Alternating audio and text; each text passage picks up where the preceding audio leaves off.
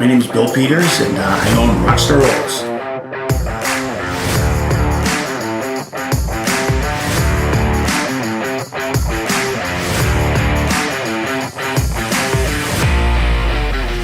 I never really thought too much about a different type of opal besides Australian opal, but came across a video of people making these doublets. And the doublets, I didn't think too much about it at first, but I had a whole bunch of extra really thin pieces that weren't ever going to do anything. They weren't ever going to be anything. They were just sitting in a box.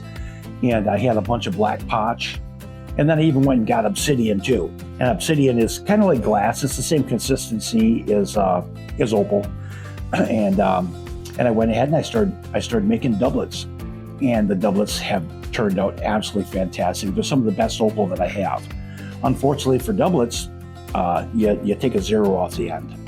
So generally 40, if you got a doublet that was $500, it would be the sickest doublet that you could possibly ever get. And it's so sad because they're so nice.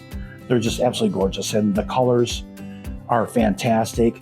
And it's basically the same theory of when you're going down on an opal and let's say you've got black potch on the bottom. Every doublet has black potch on the bottom, or it's got ironstone. Whatever your base material, the matrix that you're using, is going to be, generally dark. So you take this little thin piece of opal, very, very thin, 1-2 mil, and you keep on cutting it and cutting it and cutting it, and that's when you get these wicked patterns. You get these beautiful stones, and I've probably got 100 of them now, and they're my favorites. They're just absolutely my favorite stones out of any of my opal. But they're fun to do, and I can do 20 of them at a time. You just rip right through them. After they've dried, I let them sit for like 24 hours and then slice them and then cut them down and shape them, polish them. And it's a quick job, but they're always the best stuff. And when you're budget hunting, like a lot of times you get a 2-carat stone that's black lightning ridge with these wick patterns, these the flagstone, the chaff patterns, stuff like that. You're going to pay a lot of money for them. But if you're on a budget, you throw them in some silver, and you get the stun. They're just stunning, and you're on the cheap, So it's real nice to be able to have still a beautiful lightning ridge opal, and keep it on the inexpensive side. We're working on some doublets, so I got some doublets ready to go. So looks really good here. So watch what happens when that top comes off. Right now I'm going to shape it and get it down to where the stone's at.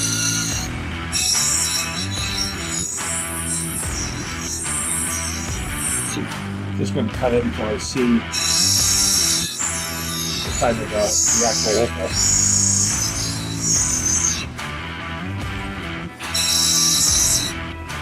So this is probably going to be a teardrop, I'm thinking.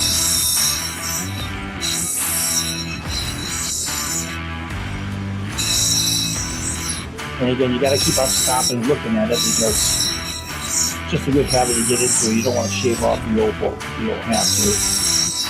Good dollars are given away.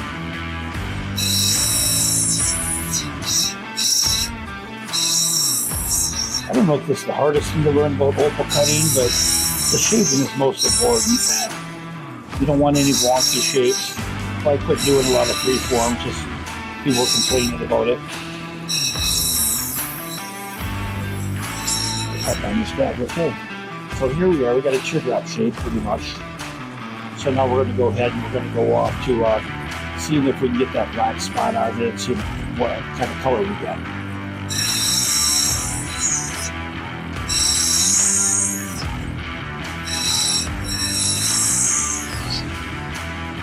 Oh, this is all good.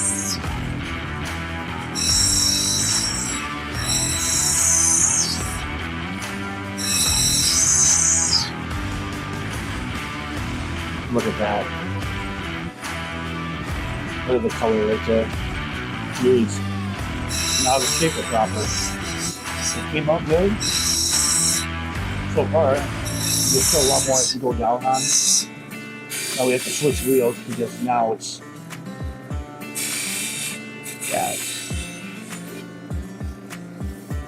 yeah, look at the beautiful color there, man. You got some flagstone pattern happening right here.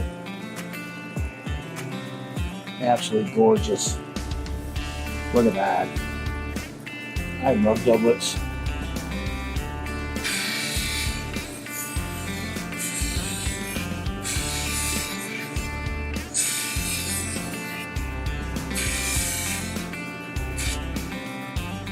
I'm just gonna cut down the back.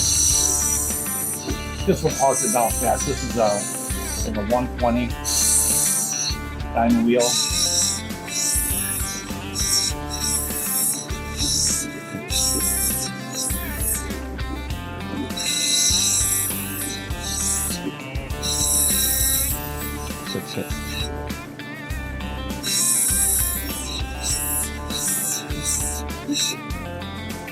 Yeah.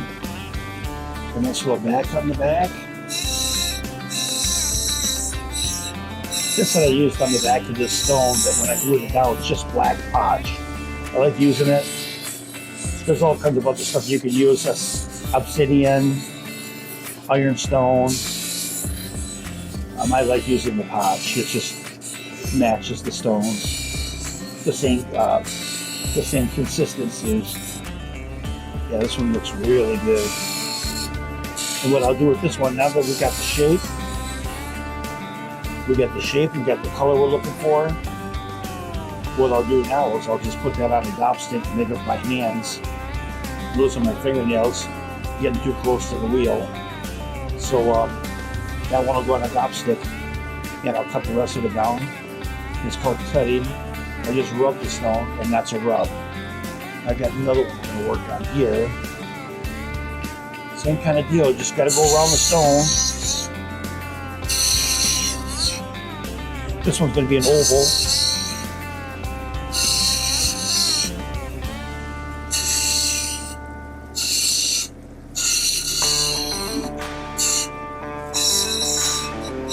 And again, changing over to the other wheels as I go.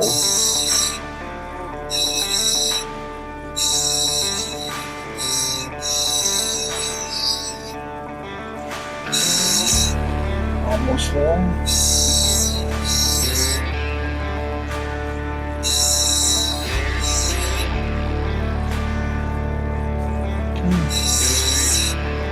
Almost an oval.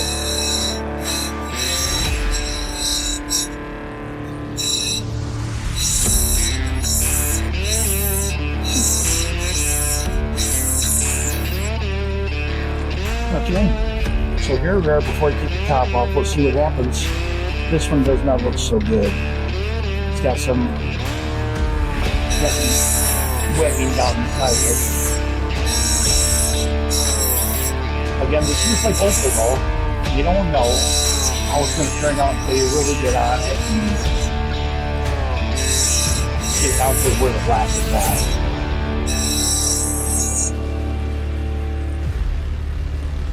You know, yeah, I don't believe this one's going to turn out.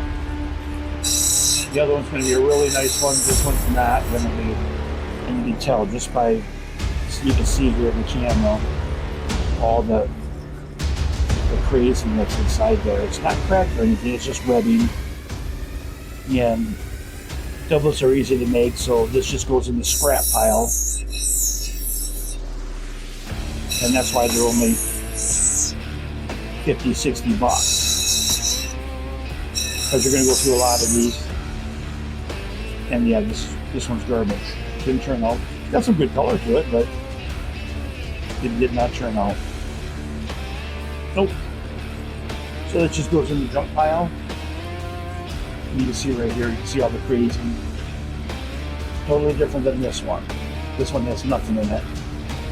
So you can see the beautiful colors.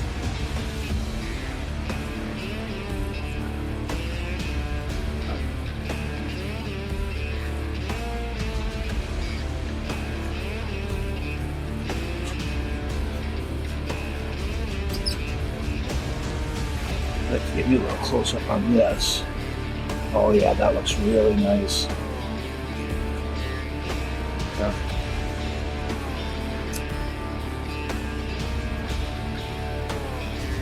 Yeah.